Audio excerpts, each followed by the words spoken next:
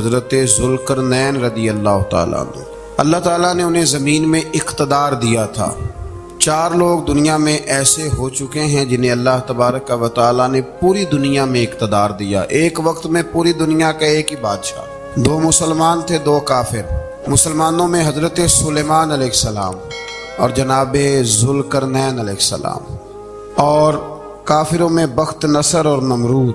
یہ 2 لوگ ہیں جنہیں اللہ نے پوری دنیا میں اقتدار دیا، اور پھر اس کے بعد آنے والے وقت میں اللہ تعالیٰ امام مہدی کو سارا اقتدار عطا فرمائے گا پوری دنیا کا۔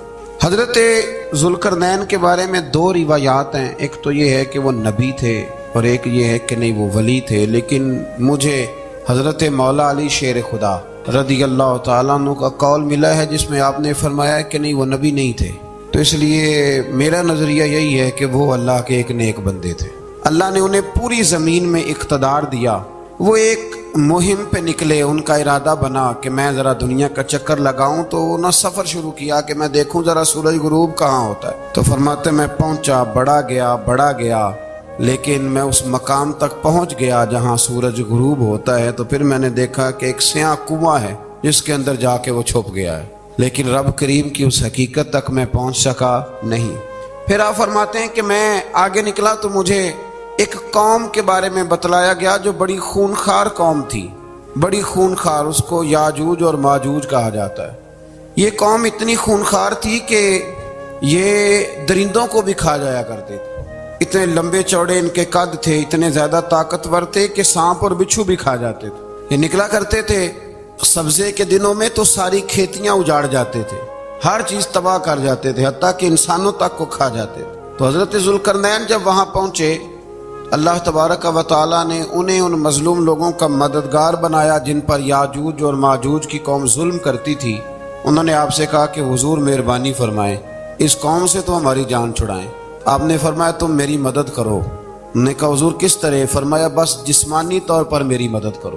تو آپ نے پھر وہاں ایک دیوار بنائی، لوہا کاٹ کر، سیسا پگھلا کر، پتھر ڈال کر ایک بڑی موٹی تازی دیوار بنائی، اور اتنی اونچی بنائی، اور پھر اس کے چاروں جانب آگ جلائی تاکہ وہ لوہا اس طرح پگھل جائے کہ وہ دیواروں کے ساتھ چپک جائے، تاکہ کوئی آدمی پیر رکھنا چاہے تو پیر رکھ کے اس پہ چڑھ نہ سکے۔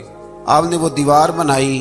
اب اس قوم کا حال یہ ہوا کہ وہ اس کے اندر قید ہیں، وہ صبح جب اٹھتے ہیں تو اس کو توڑنا شروع کرتے ہیں، توڑتے رہتے ہیں، تو جب شام ہوتی ہے تو ان میں سے ہر روز ایک شخص کہتا ہے اتنی رہنے دو، باقی کل کریں گے، لیکن جب وہ سویرے اٹھتے ہیں تو اللہ تعالیٰ اس دیوار کو پھر سے مضبوط فرما دیتا ہے۔ نبی کریم علیہ السلام نے فرمایا قرب قیامت میں ایک وقت آئے گا، قیامت کے قریب جا کے ایک ٹائم ایسا آئے گا کہ اس مخلوق میں سے ہی ایک شخص پکارے گا اور پکار کے کہے گا کہ اب سو جاؤ انشاءاللہ۔ اللہ ان کی زبان پہ جاری کہے گا اب سو جاؤ اور سویرے انشاءاللہ یہیں سے شروع کریں گے۔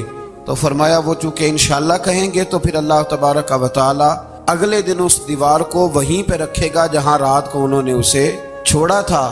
اگلے دن وہ توڑیں گے تو دیوار ساری ٹوٹ جائے گی، اور پھر اللہ تبارک و تعالی کا فضل ہوگا تو مسلمان کی طرف وہ بڑھیں گے، وہ قتل و غارت کریں گے، پھر سے وہی درندگی کریں گے۔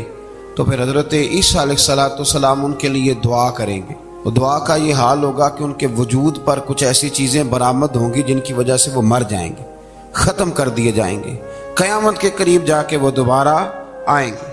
اس کے بعد پھر اللہ تبارک و تعالیٰ نے سورہ کہف کی آخری آیات میں 7 سمندر اور ان جیسے اور بھی آ جائیں، فرمایا 7 سمندر ہوں اور ان جیسے اور بھی آ جائیں اور مل کر وہ روشنائی بن جائیں تو میرے رب کے کلمات ختم ہونے سے پہلے سمندر ختم ہو جائیں گے۔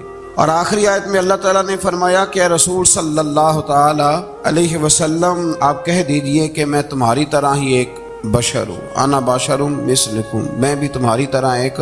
اب مثلکم کا بہت سارے لوگوں نے ترجمہ اپنی طرح کا کر لیا ہے، حالانکہ حضور صلی اللہ تعالی علیہ وسلم نے فرمایا کہ بشر ہونے میں تمہاری طرح ہوں، رسول ہونے میں تمہاری طرح نہیں، اللہ کا حبیب ہونے میں تمہاری طرح۔ اور وہ یہ جو میں کہہ رہا ہوں نا نہیں، تو یہ صحیح بخاری کے لفظ ہیں، حضور نے فرمایا ایکم مثلی، کون ہے تم میں جو میری طرح ہو؟ اور تو اپنے رسول کے بارے میں یہ کہے کہ بکریاں چرا رہے تھے تو معاذ اللہ انہیں پتہ ہی نہیں تھا کہ میں نبی بن جاؤں گا، ایسی کوئی بات نہیں۔ اعلیٰ حضرت فرماتے ہیں اللہ اللہ وہ بچپنے کی پھبن، یعنی بچپن میں بھی رنگ ڈھنگ نرالے تھے میرے رسول کے۔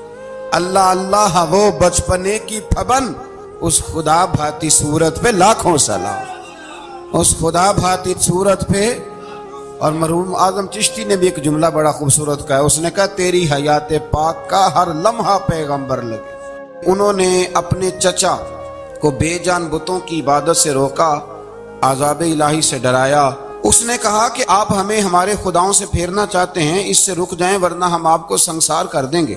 ابراہیم علیہ السلام نے کہا کہ میں آپ کے لیے اپنے رب سے استغفار کرتا رہوں گا، وہ مجھ پر بہت مہربان ہے۔ تو اللہ تبارک و تعالیٰ نے انہیں اسحاق علیہ السلام بیٹے اور یعقوب علیہ السلام پوتے کی بشارت دی، اور یہ بھی فرمایا کہ یہ دونوں نبی بھی ہوں گے۔ پھر آیت نمبر 51 سے لے کر 58 تک مختلف انبیاء کا ذکر ہے۔ اللہ تعالیٰ نے اس میں فرمایا کہ حضرت موسیٰ کو برگزیدہ رسول، نبی اور اللہ کا رازدار کہا گیا، اور حضرت ہارون کی نبوت کا بیان بھی ہوا، اور حضرت اسماعیل کو وعدے کے سچے، نماز اور زکوٰۃ کا حکم دینے والے رسول اور نبی اور اللہ کا پسندیدہ قرار دیا گیا۔ ادریس علیہ السلام کو صدیق نبی قرار دیتے ہوئے فرمایا کہ ہم نے ان کو بلند جگہ پہ بٹھایا ہے۔ کہاں ہے ادریس علیہ السلام؟ چوتھے آسمان میں بھی، اور جنت کا قول بھی ہے۔ دو روایتیں ان کے بارے میں ملتی ہیں۔ ایک تو یہ ہے کہ وہ حضرت ملک الموت سے ایک دفعہ کہنے لگے تو میرا یار نہیں بن جاتا؟ اللہ ہی بھلا کرے۔ حضرت اسرائیل کو کہنے لگے دوست بن جاتے ہیں، دوستی ہو گئی۔ فرمانے لگے یار موت کا ذائقہ کیسے چکھاتا ہے؟ کہنے لگا میں آپ کو چکھا دیتا ہوں۔ آپ کو موت کا ذائقہ چکھایا اور دوبارہ پھر روح ڈال دی، آپ اٹھ کے بیٹھ گئے۔ کہنے لگے دوزخ تو دکھا، نے وہ بھی دکھا دی۔ فرمایا جنت تو دکھا، جنت بھی دکھائی۔ تو کہنے لگا واپس چلیں، فرمانے لگے اب تو نہیں جانا۔ ہاں کیوں؟ فرمایا رب فرماتا ہے ہم فیہا خالدون، جو جنت میں آئے گا یہیں رہے گا۔ نے کہا جناب وہ تو پہلے موت کا ذائقہ چکھنا ہے، پل صراط جو دوزخ کے اوپر ہے وہاں سے گزرنا ہے۔ تو آپ فرمانے لگے یہ دونوں کام میں کر چکا ہوں اور تو نہیں کرائے ہیں، لہذا میں آ گیا ہوں تو میں نے یہیں پہ رہنا ہے۔ اب حضرت ملک الموت علیہ السلام نے عرض کی مالک یہ تیرا بندہ، فرمایا تیری دوست بھی اس کے ساتھ لگی تھی تو میری توفیق سے ہی لگی تھی، اور یہ یہاں تک آئے بھی میری توفیق سے ہی ہے، میرا ارادہ بن گیا انہیں یہاں رکھنے کا۔ میری طلب بھی تو تیرے کرم کا صدقہ ہے، میری طلب بھی تو تیرے کرم کا صدقہ ہے۔ یہ پاؤں اٹھتے نہیں بلکہ یہ اٹھائے جاتے ہیں، تو یہ بھی تو اس کا کرم ہوتا ہے نا کہ وہ کس طرح کر کے کسی کو نوازتا ہے۔ آیت نمبر 59 میں اللہ تعالیٰ کے فرما بردار اور سرکش بندوں کے احوال اور جو ان کے آخرت میں احوال ہوں گے ان کا ذکر کیا گیا ہے۔ آیت نمبر 66 میں بتایا گیا ہے کہ منکرین آخرت حیات بعد الموت کے بارے میں ہمیشہ شک میں مبتلا رہے۔ انہیں یقین ہونا چاہیے کہ مرنے کے بعد دوبارہ وہی خالق زندہ کرے گا جس نے پہلی بار بغیر کسی نام و نشان کے پیدا کیا۔ آیت نمبر 76 میں بتایا کہ جو لوگ گمراہی میں مبتلا ہیں ان کے ابتلا میں اضافے کے لیے مہلت کی مدت بڑھا دی جاتی ہے، اور جو ہدایت یافتہ ہیں ان کو مزید استقامت نصیب ہوتی ہے۔ اللہ کے ہاں ثواب اور انجام خیر کے اعتبار سے باقی رہنے والی نیکیاں سب سے زیادہ بہتر۔ ایسی نیکیاں کریں جو باقی رہیں ہمیشہ، کیا کہتے ہیں؟ صدقہ جاریہ۔ آیت نمبر 81 میں فرمایا کہ مشرکین اس امید پر اللہ کے سوا معبودان باطل کی عبادت کرتے ہیں کہ مشکل میں ان کی مدد کریں گے۔ فرمایا ہرگز نہیں، وہ ان کے دشمن بن کے عبادت کا انکار کریں گے۔ آیت نمبر 88 میں بتایا کہ کفار نے اللہ کی طرف اولاد کی نسبت کر کے نہایت سخت بات کی۔ یہ تو اتنا سنگین جرم ہے کہ اس سے آسمان پھٹ پڑے، زمین شک ہو جائے اور پہاڑ ریزہ ریزہ ہو جائیں۔ مزید فرمایا کہ آسمان اور زمین میں جو کوئی بھی ہے سب اللہ کے حضور بندے بن کے حاضر ہوں گے۔ آیت نمبر 97 میں فرمایا جو لوگ ایمان لائے اور نیک کام کیے عنقریب رحمان لوگوں کے دلوں میں ان کی محبت پیدا فرما دے۔ یہ جو شرک والا معاملہ ہے نا، یہ بڑا سادہ سا ہے۔ کچھ لوگ آج نئے فلسفی اٹھے ہیں تو وہ کچھ عجیب و غریب سی باتیں دہریوں جیسی کرنے لگے ہیں، اور بعض مضامین ہم دیکھتے ہیں تازے جو چھپتے ہیں ان کے اندر بھی وہ اشارتاً کنایاتاً مذہب کی بنیاد پر تقسیم نہیں ہونی چاہیے، انسان بحیثیت انسان قابل تکریم ہے۔ تو ایک بات سمجھ لیں کہ جو مکان کی رجسٹری آپ کے نام ہے اگر کوئی اور دعویٰ کرے اس کا تو آپ کو برداشت ہے؟ یہ ہو نہیں نہ سکتا میاں۔ ملک میں وزیر کئی ہو سکتے ہیں پر وزیر اعظم ایک ہوتا ہے، اس کو سمجھ لیں۔ تو جب اللہ کی توحید میں کسی کو شریک ٹھہراتا ہے تو وہ بہت بڑا جرم کرتا ہے، وہ بہت بڑا جرم کرتا ہے۔ یوں سمجھ لیں کہ جیسے آپ کی 5 مرلے کی زمین پہ کوئی آ کے قبضہ کرے، اسے مار دینے کو دل کرتا ہے۔ اس لیے یہ ساری زمین رب کریم کی ہے، آسمان و زمین کا خالق اور مالک۔ تو شرک ناپسندیدہ بات، ناپسندیدہ۔ سورہ طٰہٰ شروع ہوتی ہے۔ اس سورہ طٰہٰ میں نبی پاک صلی اللہ تعالی علیہ وسلم کو رب کریم نے فرمایا کہ محبوب قرآن اس لیے نازل نہیں کیا تھا کہ آپ مشقت میں پڑ جائیں۔ نبی کریم لمبی لمبی نمازیں پڑھتے تھے، لمبی لمبی۔ تو قرآن مجید نے کہا طٰہٰ ما انزلنا علیک القرآن لتشقیٰ، محبوب قرآن اس لیے نازل نہیں کیا کہ آپ مشقت میں پڑ جائیں۔ حضور لوگوں کو بڑی جد و جہد کے ساتھ دین کی طرف بلاتے تھے، تو کہا محبوب قرآن اس لیے نازل نہیں کیا تھا کہ آپ مشقت میں پڑ جائیں۔ آپ تو مشقت کرنے لگ گئے۔ وہ یا رب اپنے محبوب کو کہہ رہا ہے، جیسے سورہ مزمل میں بات ہوئی نا کہ محبوب تھوڑا آرام بھی فرما لیا کر، محبوب تھوڑا آرام بھی فرمائے۔ پھر فرمایا کہ یہ قرآن نصیحت کے لیے نازل ہوا ہے، اور اللہ ظاہر و باطن سب کو جانتا ہے، اور وہ وحدہ لا شریک ہے، اور سارے اچھے نام اسی کے ہیں۔ آیت نمبر 10 میں فرمایا کہ مدین سے واپسی کے سفر کے دوران موسیٰ علیہ السلام اس واقعے کا بیان کیا کہ وہ اپنی جگہ پر رکے ہوئے تھے، تو وہیں انہیں غیب سے ندا آئی کہ اے موسیٰ میں آپ کا رب ہوں، آپ وادی مقدس میں ہیں تو ادباً اپنے جوتے اتار دیجئے، میں نے آپ کو چن لیا ہے، میرے پیغام وحی کو توجہ سے سنیے، میں اللہ وحدہ لا شریک ہوں، میری بندگی کیجیے، میری یاد کے لیے نماز قائم کیجیے، قیامت آنے والی ہے، اسی کی طرف آپ توجہ فرمائیے۔ اسی موقع پر آپ کو جو معجزات عطا کیے گئے ان کا بھی ذکر ہے، اور وہ ہم پیچھے بہت ساری جگہوں پہ اس کا ذکر کر آئے کہ اللہ تعالیٰ نے ان کو ایک ایسا عصا عطا فرمایا تھا کہ وہ ایک دم میں ہی بہت اژدہا اژدہا بن جایا کرتا تھا، اور پھر حضرت سیدنا موسیٰ علیہ السلام اپنا ہاتھ گریبان میں ڈال کے نکالتے تھے تو آفتاب کی طرح روشن ہو جاتا تھا۔ اقبال کہتے ہیں ید بیضا لیے بیٹھے ہیں اپنی آستینوں، ید بیضا لیے، چمکتے ہوئے ہاتھ ہیں ان کے، تو یہ اپنی آستینوں میں چھپا کے بیٹھے ہیں۔ پر اقبال نے یہ ولیوں کے لیے کہا ہے، نہ پوچھ ان خرقہ پوشوں کی، ارادت ہو تو دیکھ ان کو، ارادت ہو تو محبت کے ساتھ دیکھ، تنقید کے ساتھ تو پتہ ہے پھر بندے کو کوئی شے نہیں ملتی، آنکھیں گونگ ہو جاتی۔ ارادت ہو تو دیکھ ان کو، ید بیضا لیے بیٹھے ہیں اپنی آستینوں میں۔ پھر اللہ تعالیٰ نے نا حضرت موسیٰ علیہ السلام کو حکم دیا تھا کہ فرعون کو دعوت دیں، تو حضرت موسیٰ نے دعا مانگی جو آیت نمبر 25 اور 28 میں موجود ہے، رب اشرح لی صدری ویسر لی امری واحلل عقدۃ من لسانی یفقہوا قولی، اے میرے رب میرے لیے میرا سینہ کھول دے، میرے لیے میرا کام آسان کر دے، میری زبان کی گرہ کھول دے تاکہ وہ لوگ میری بات کو سمجھ سکیں۔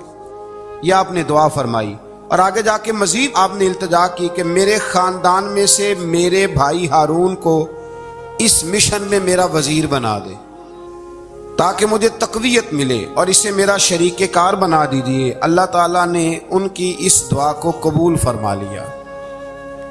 آیت نمبر 38 سے حضرت موسیٰ علیہ السلام کی پیدائش کا ذکر ہوتا ہے، اور یہ تقریباً آیت نمبر 76 تک چلتا ہے۔ واقعہ آپ نے پہلے بھی سنا ہوا ہے، اپنے لفظوں میں میں بھی عرض کیے دیتا ہوں۔ فرعون کو اس نے وہ خواب دیکھ لیا تھا کہ ایک ستارہ اٹھے گا اور پھر وہ گرے گا تو میری ساری سلطنت کو تباہ کر دے گا۔ نجومیوں سے اس نے پوچھ لیا، اس نے کہا کہ ایک بچہ پیدا ہوگا جو تیری سلطنت کو تباہ کرے گا۔ چاہیے تو یہ تھا کہ وہ توبہ کرتا، لیکن اس نے کیا کیا کہ اس نے بچوں کو قتل کرانا شروع کیا۔ یذبحون ابناءکم، ذبح کرا دیتا تھا تمہارے بیٹوں، اور بچیوں کو وہ زندہ رکھتا تھا۔ اللہ تبارک و تعالیٰ کی قدرت دیکھیے، رب بڑا ہی کریم ہے۔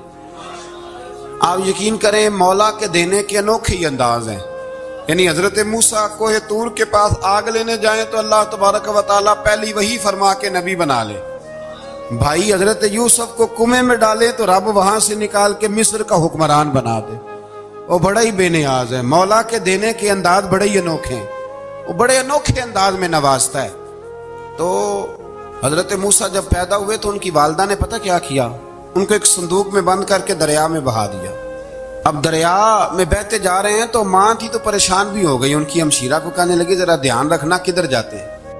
حضرت موسیٰ علیہ السلام دریا میں بہتے بہتے نا فرعون نے نا دریا کے کنارے مکان بنایا ہوا تھا۔ آپ کو پتہ ہے بادشاہوں کا ذوق ہوتا ہے، آج کل ہمارے جو حکمران ہیں انہوں نے اس کا نام فارم ہاؤس رکھا ہوا ہے، میرا فارم ہاؤس، اور پرانے زمانے میں لوگ ڈیرا کہتے تھے، تو اس نے بھی اس طرح کا فارم ہاؤس بنایا ہوا تھا۔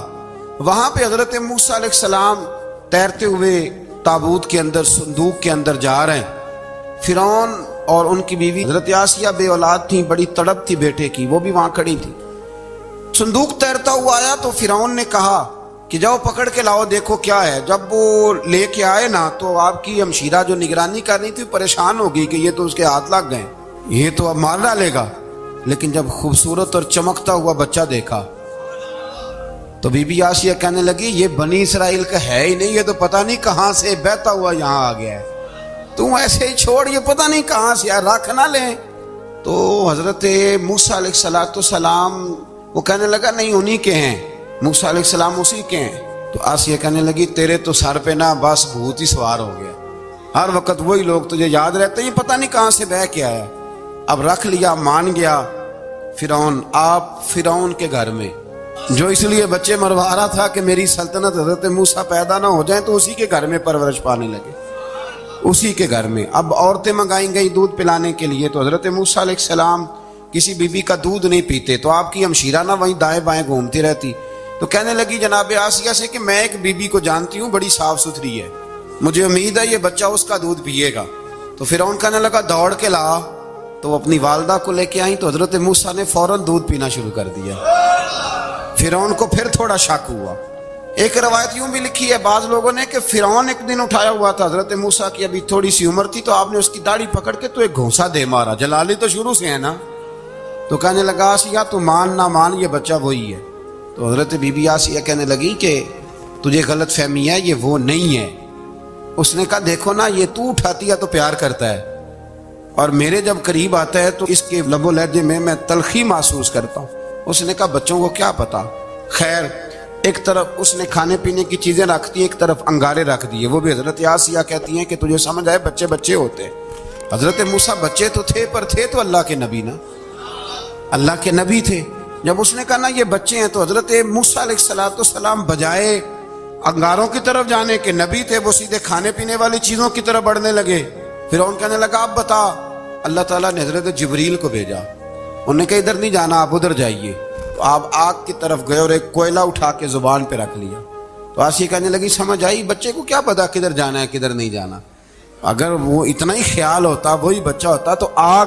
اور بعض مفسرین نے لکھا ہے یہ جو حضرت موسیٰ دعا مانگتے تھے نا رب اشرح لی صدری ویسر لی امری، یہ وہ آگ کا انگارہ جب کوئلہ منہ میں رکھا تھا نا تو اس کی وجہ سے زبان میں کچھ لکنت آ گئی، تو آپ دعا کرتے تھے کہ یا اللہ میری زبان کی وہ بند گرا کھول دے تاکہ میں کھل کے فرعون کے سامنے بات کر سکوں۔ وہیں حضرت موسیٰ پلنے لگے، وہیں پلے، وہیں جوان ہوئے، وہیں اللہ نے ساری دولتیں دی، بہن بھی ملی، ماں بھی ملی، اور سارے عزیزوں کا پیار بھی ملا۔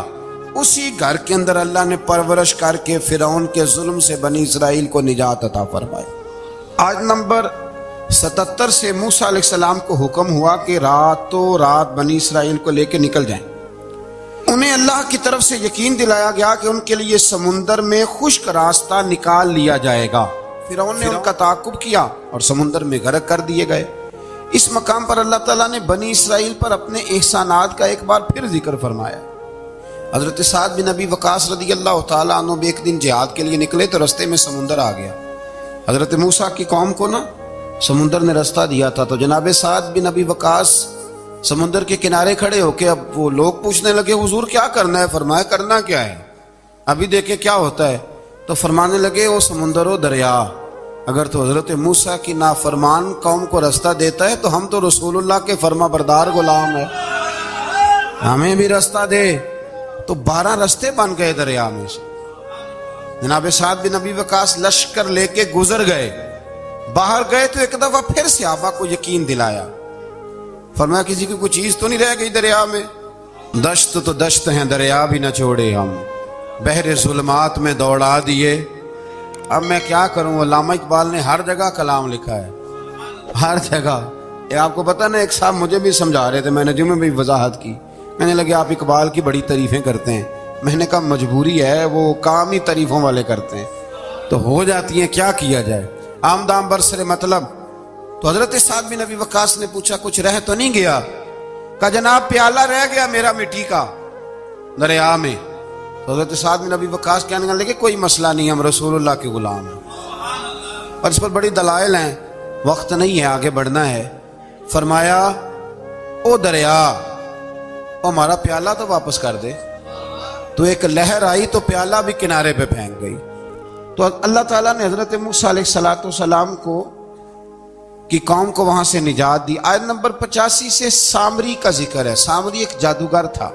جب حضرت موسیٰ علیہ السلام تشریف لے گئے نا کوہ طور پہ، تو اس نے سونے کا ایک بچڑا بنا دیا تھا، اور اس کے منہ میں ایسی تاریں اس نے لگائی تھی کہ جب ہوا چلتی تھی تو وہ تاریں بجتی تھی، مفسرین نے لکھا ہے۔ تو بنی اسرائیل والوں کو یہ کہتا تھا دیکھو یہ بولتا ہے، تو بڑے کمزور ایمان کے لوگ تھے، اس طرف متوجہ ہو گئے۔ حضرت موسیٰ علیہ السلام واپس آئے تو انہوں نے پوچھا کہ یہ ماجرا کیا ہے؟ تو اس نے کہا کہ میں نے نا حضرت جبریل علیہ السلام کا گھوڑا جب چل رہا تھا تو ان کے پاؤں سے جو مٹی لگ رہی تھی وہ مٹی میں نے تھوڑی اٹھا لی تھی، اور وہ میں نے اس کے منہ میں رکھی ہے، جس کی وجہ سے اس کے منہ سے آواز ہے۔ وہ مٹی کب اٹھائی تھی وہ بھی لکھا ہے مفسرین نے کہ حضرت موسیٰ علیہ السلام نے جب کہا نا بنی اسرائیل والوں کو کہ گھوڑے ڈالو اندر، حالانکہ رستے بن بھی گئے تھے، پھر بھی کہنے لگے ایسا نہ ہو کہ اندر جائیں تو پانی پھر آ جائے، تو یہ جاتے نہیں تھے، ڈرتے تھے، کمزور ایمان کے لوگ تھے نا۔ اصل مسئلہ نا اندر کا ہے، آپ یقین کریں یہ بڑی باکمال بات ہے۔ میں تو اس نتیجے پہ پہنچا ہوں تھوڑی سی زندگی گزار کے کہ یقین اگر مضبوط ہو نا تو انسان کی زندگی کا ہر کٹھن رستہ آسان ہو جاتا ہے، لیکن جن لوگوں کے اندر مسائل بہت زیادہ ہوتے ہیں ان کے لیے بیرونی کوئی کام کرنا بھی بڑا ہی مشکل ہوتا ہے۔ تو یہ لوگ کہنے لگے کیسے اندر جائیں گے تو پھر نہ پانی مل جائے؟ تو حضرت جبریل امین آئے گھوڑی پہ بیٹھے ہوئے، انہوں نے آگے آگے گھوڑی دوڑائی، تو آگے گھوڑی دوڑی تو ان کے گھوڑے خود بخود پیچھے دوڑ پڑے۔ حضرت سیدنا جبریل کی گھوڑی جہاں پیر رکھتی تھی وہاں سے سبزہ اگتا تھا۔ سامری جادوگر تھا، حیرت انگیز چیزوں کو جمع کر لیتا تھا، اس نے وہ جمع کر کے رکھ لی اور بچڑا بنا دیا۔ تو حضرت موسیٰ علیہ السلام نے جب اس سے پوچھا تو اس نے یہ بات بتائی اور کہنے لگا یہ تدبیر مجھے میرے نفس نے سجائی تھی۔ حضرت موسیٰ نے اس سے کہا تو یہاں سے چلا جا، زندگی میں تیرے لیے وحشت کی سزا ہے اور تیری سزا کا وقت آخرت میں مقرر ہے۔